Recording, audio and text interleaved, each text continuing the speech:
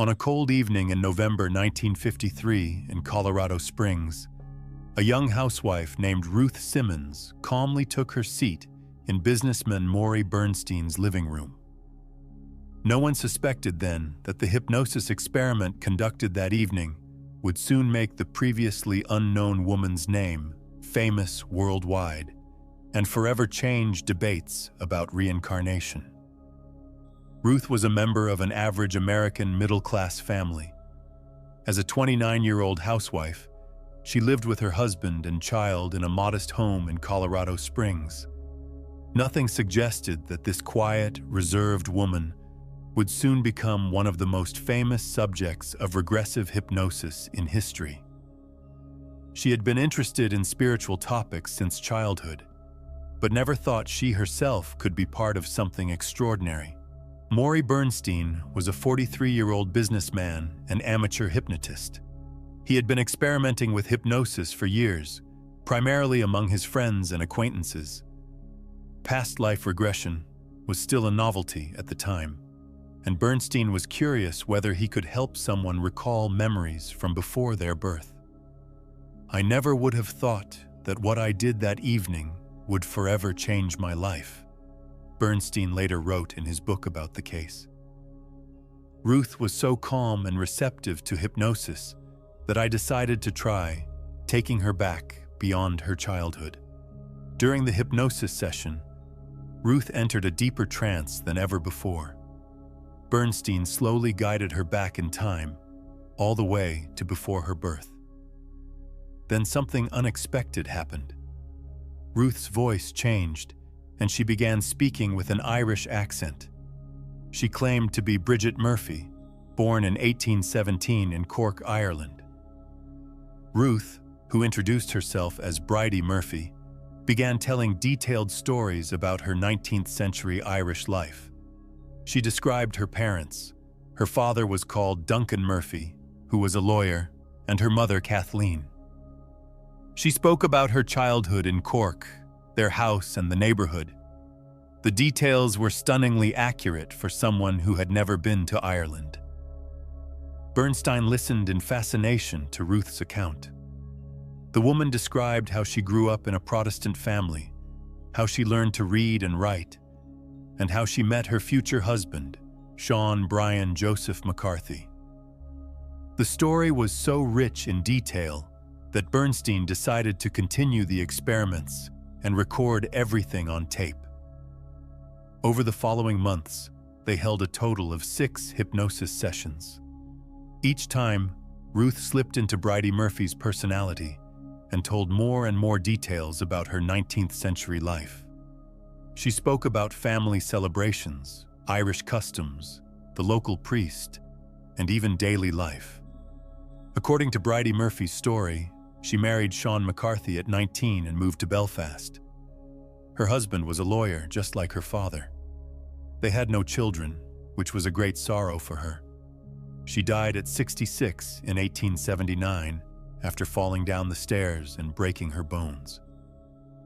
Bridie Murphy could describe Belfast's streets, shops, even the name of the local newspaper in detail, Bernstein noted. She knew things about 19th-century Ireland that an American housewife couldn't have known.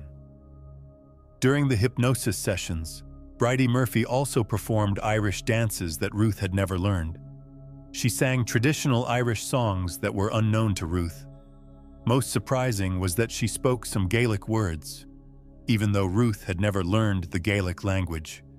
Bernstein decided to make the recordings public. In 1956, he published his book titled The Search for Bridie Murphy, which immediately became a bestseller. The book attracted enormous attention worldwide and sparked debates about the reality of reincarnation. Following the book's success, detailed investigations began to verify Bridie Murphy's claims. Journalists and researchers traveled to Ireland to examine the details mentioned in the story. The results were contradictory. Some details proved accurate. The description of 19th-century Belfast and Cork was largely correct. Local customs, architectural style, and even some historical events matched reality. Bridie Murphy knew Irish expressions and words that were in use at that time. Some of the details were so accurate that they would have been difficult to make up, wrote William J. Barker, an Irish historian. Bridie Murphy knew where the Linen Hall was in Belfast and correctly described the city's 19th-century sections. However, other claims could not be verified. No official documents could be found for lawyer Duncan Murphy or Sean McCarthy. The newspaper mentioned by Bridie Murphy did not exist at that time. Some Irish expressions she used were not characteristic of 19th-century language. The most serious doubts, however, were raised by a Chicago journalist, William J. Barker's investigation. Barker discovered that Ruth had lived in Chicago as a child and had a neighbor named Bridey Murphy, an Irish woman. This woman was indeed from Ireland and often told stories about her homeland. This could explain Ruth's knowledge of Irish customs and linguistic expressions, Barker wrote in his report. Stories heard as a child could have surfaced during hypnosis and appeared as real memories. Bernstein and Ruth denied that Ruth remembered the neighbor. According to Ruth, she had never spoken with the Irish woman and didn't remember being particularly interested in Irish culture. The controversy lasted for months, with both sides sticking to their positions. Dr. Ian Stevenson, who later became famous for his reincarnation research, also examined the Bridey Murphy case. In his opinion, the case did not provide sufficient evidence for reincarnation, but did not completely refute it either. The Bridey Murphy case is one of those stories that do not provide clear evidence, Dr. Stevenson wrote. Too many alternative explanations are possible for us to draw definite conclusions. However, the case's impact went beyond scientific debates. The Bridey Murphy book sold millions of copies worldwide and contributed to the popularity of regressive hypnosis. Countless people tried to discover their own past lives, leading to the development of an entire industry. Join those who believe in the infinite possibilities of consciousness. Subscribe to our channel so you don't miss the latest spiritual discoveries and reincarnation stories. The cultural impact of the Bridey Murphy phenomenon was also significant. Hollywood made a film about the case titled The Search for Bridey Murphy in 1956. The film created additional publicity for the case, although the story was significantly dramatized. The psychological explanations of the case also raised interesting questions. Some believed Ruth suffered from dissociative identity disorder, which allowed her to create a completely different personality. Others thought cryptomnesia, the unexpected recall of forgotten memories, was behind the phenomenon.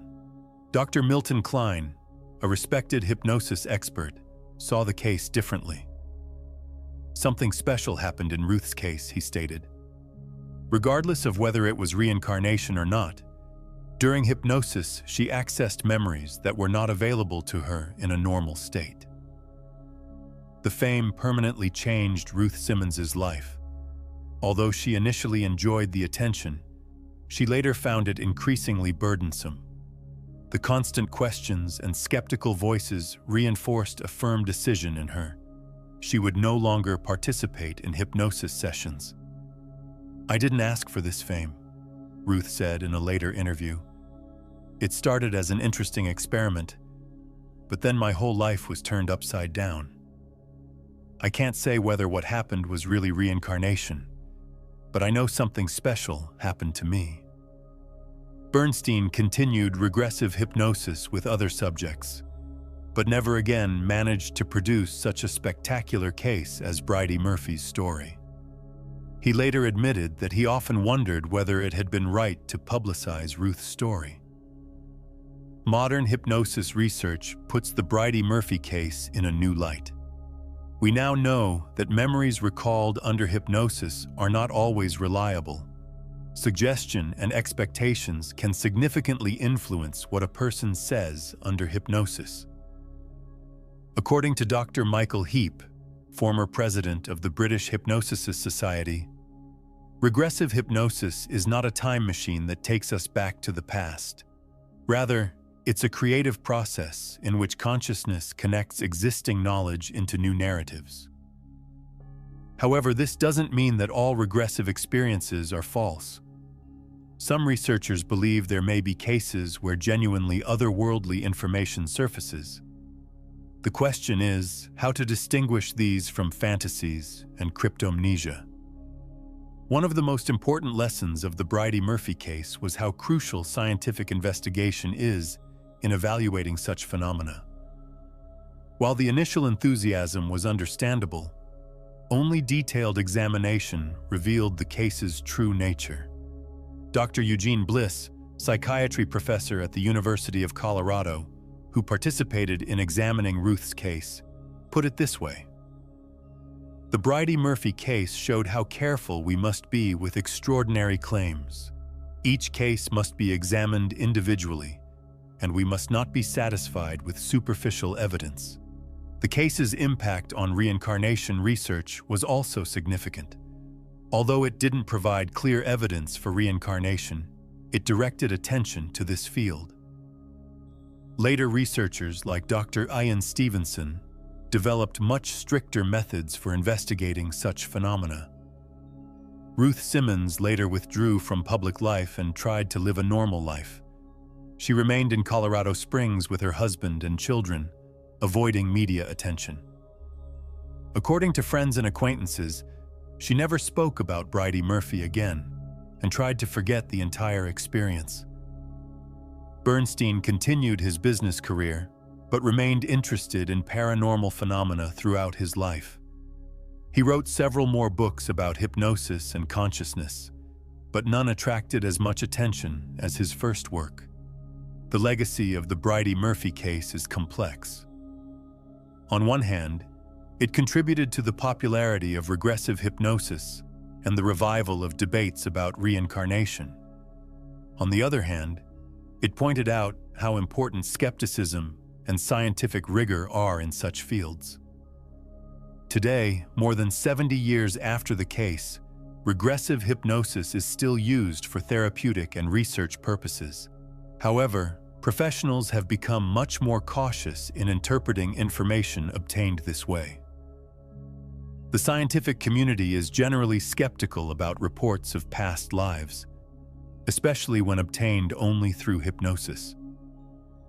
Subscribe so you don't miss the latest spiritual and scientific discoveries. The mysteries of consciousness are still waiting to be uncovered. The case's cultural impact is still felt today. Numerous films, books, and documentaries have been created about it, and it continues to inspire those interested in the mysteries of consciousness. The name Bridey Murphy has almost become a symbol in the field of regressive hypnosis. From a philosophical perspective, the case raises important questions about the nature of identity and memory. Even if Bridey Murphy was just a creative creation of Ruth's consciousness, what does this tell us about how the human mind works? What hidden resources can we access under hypnosis? According to Dr. Ernest Hilgard, psychology professor at Stanford University, the Bridey Murphy case showed that consciousness is much more complex than we previously thought. Regardless of whether it was reincarnation or not, it made clear that the human mind still holds many mysteries. Modern neurology also provides new insights into such phenomena. With advances in brain research, we're increasingly understanding how memories are stored and recalled. This can help explain how it's possible for details to emerge under hypnosis that the person doesn't remember in a normal state. Ruth Simmons' case reminds us that reality is much more complex than it appears at first glance. Whether we want to believe in reincarnation or not, the case teaches important lessons about the scientific method, skepticism, and how carefully we must handle extraordinary claims. The story ultimately isn't just about Bridey Murphy or Ruth Simmons. It's about how we search for answers to life's biggest questions and how we try to understand the mysteries of our own consciousness. This search continues, and each new discovery can bring us closer to the truth, however surprising or unexpected it may be.